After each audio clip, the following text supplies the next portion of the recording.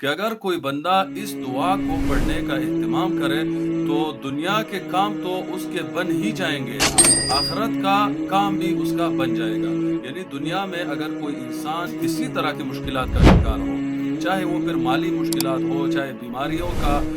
پریشانیاں ہو، چاہے قرض کے مسائل ہو یا چاہے بے اولادی ہو، ہر قسم کے مشکلات ہو، یعنی سمجھو ہزار ہاں مشکلات اس ایک ہی دعا کے اندر اللہ کے رسول صلی اللہ علیہ وسلم نے فرما دیا ہے۔ اچھا وہ دعا کون سی ہے کہ اگر کوئی بندہ اس دعا کو پڑھے گا تو اس کے یہ تمام مشکلات حل ہو جائیں گے، اور سب سے بڑی بات اس دعا کی یہ ہے کہ اس دعا کے بدلے میں اللہ تعالیٰ اس بندے کو فوراً جنت بھی عطا کرے گا۔ وہ دعا ہے صحیح بخاری میں اللہ کے رسول صلی اللہ علیہ وسلم فرماتے ہیں سید الاستغفار۔ اگر کوئی بندہ اس سید الاستغفار کو صبح ایک مرتبہ اور رات کو یعنی مغرب کے بعد ایک مرتبہ پڑھے گا تو اگر اس دن میں یا رات میں فوت ہو جائے تو وہ فوراً جنتی ہے۔